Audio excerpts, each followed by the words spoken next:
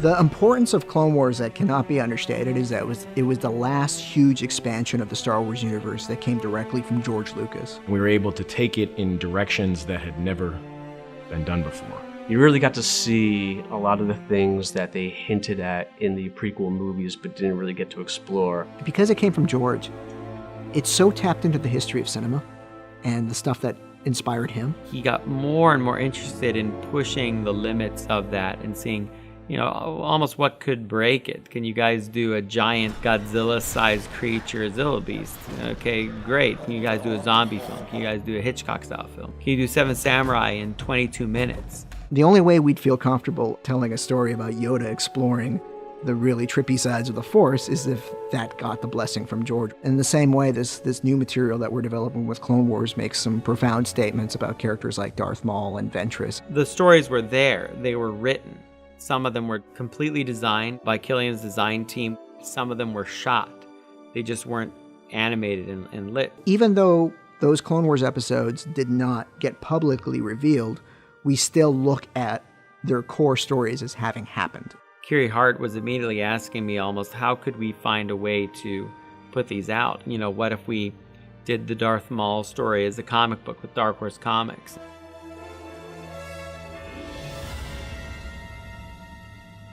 How Darth Maul ends up in Clone Wars, to me, is really interesting because we were able to give him that kind of emotional depth that we were never able to see in the movie. My hatred kept my spirit intact even though my body was not.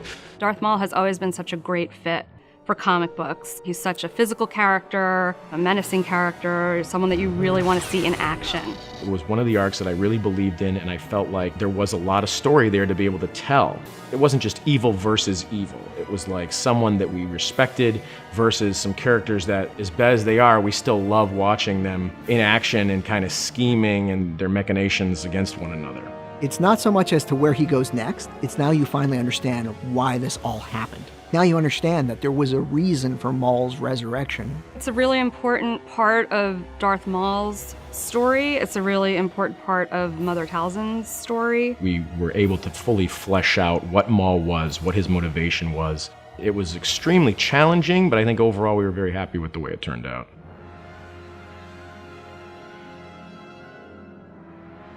The Utapau arc actually was another one of these interesting arcs. It's a different thing to watch proxy animation, but it really is kind of the closest that you'll be to experiencing what it's like to be George Lucas and say, watch that and see what you think. What you're seeing is a work in progress, and some people quickly get that idea, and others, it takes a little bit getting used to. That was actually one of the arcs that we really wanted to capture kind of the spirit of the original trilogy in the prequel era and see Obi-Wan and Anakin working together in a way that, when we do see it, it's always special and it's always fun and really defines what the Clone Wars is about at its core. It's some of the best performance from Matt Lanter and James Arnold Taylor as Obi-Wan and Anakin that you don't want to lose that by adapting it to a format where you can't hear those performances. I'll contact Ahsoka. Maybe she can...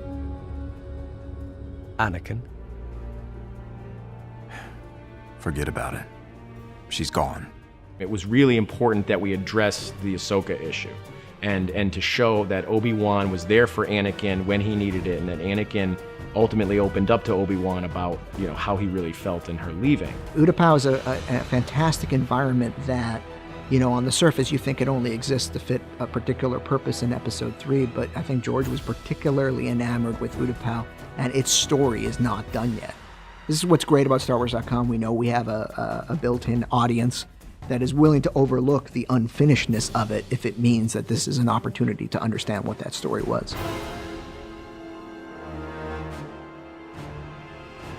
I've always wanted to do a novel starring Ventress. I think she's a fascinating character. I love to watch her. Ventress? It looks like I'm here to rescue you. When did you become the good guy? Don't insult me.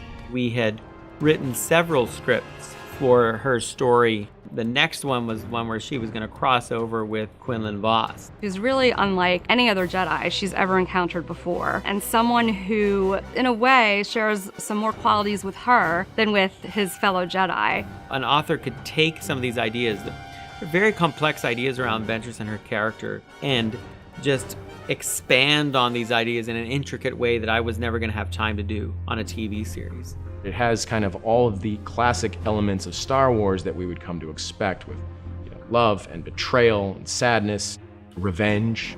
We hired Christy Golden to write the novel. Through our discussions with Christy about it, she brought a lot of great ideas to the table. And then we work with Story Group and with Dave ultimately to see if those additions make sense. Those stories were some of my favorite stories to be able to tell.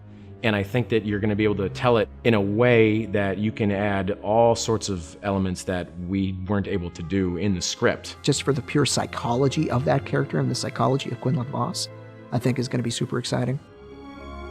These 3 stories offer a really nice variety. I mean, Maul is sort of arch-villainy and grandiose battle plans in action. The Ventress Vos arc has super intense character interaction between the two of them. And the Utapau story is just old-fashioned Star Wars adventurism.